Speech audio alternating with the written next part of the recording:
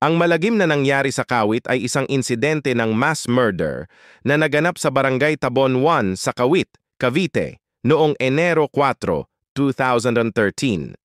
Pinatay ni Ronald Baquiran Bay, 41 taong gulang, ang hindi bababa sa 7 tao at isang aso, at nasugatan naman ng 12 iba pagamit ang isang semi-automatic na pistol bago siya nabaril at napatay ng pulisya.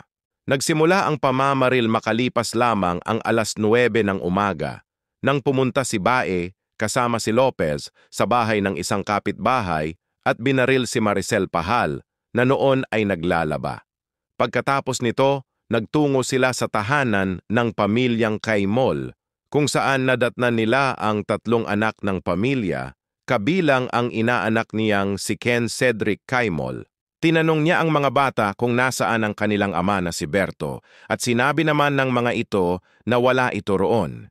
Agad na inilabas ni Bae ang kanyang .45 caliber na Colt 1911 at binaril ang mga bata na ikinamatay ng 7 anyos na si Micaela at ikinasugat ng malubha ng kanyang 3 taong gulang na kapatid na lalaki at 2 taong gulang na kapatid na babae.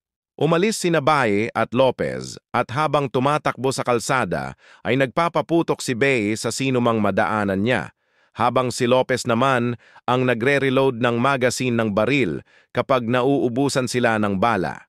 Sa pagkakataong ito, napatay niya ang isang aso at ang may-ari nitong si Alberto Fernandez, 55 taong gulang na nakatayo sa balkonahe ng kanilang bahay. Pagkatapos ay nagtungo siya sa isang kalapit na eskinita at pumasok sa mga bahay, binabaril ang bawat taong makasalubong kabilang ang isang buntis na si Rhea de Vera na tinamaan sa tiyan at ang 3 taong gulang nitong anak na si John Monica.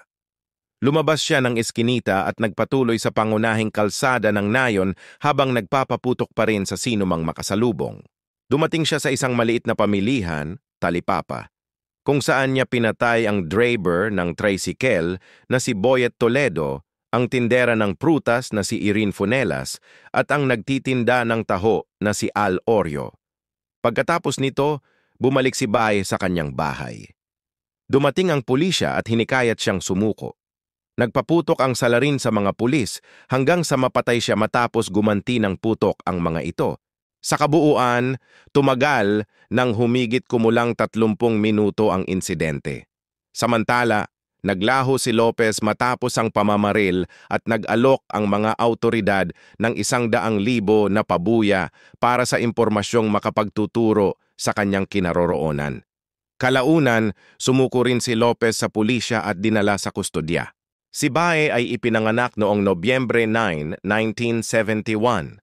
Ikinasal siya kay Elena Bae 5 taon bago ang pamamaril at nagkaroon sila ng 20 anak bukod pa sa 2 anak mula sa nauna niyang asawa.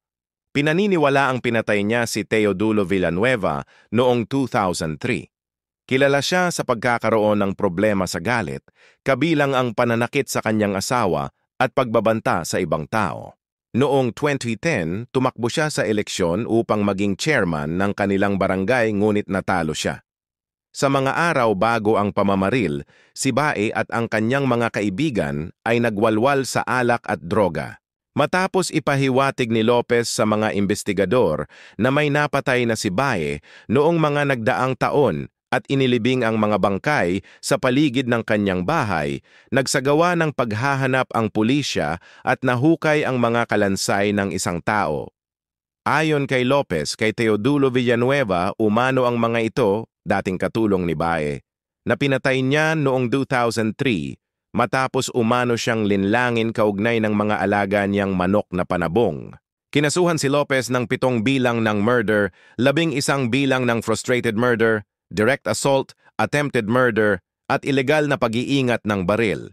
Hindi siya umamin, not guilty, noong Pebrero 4, 2013.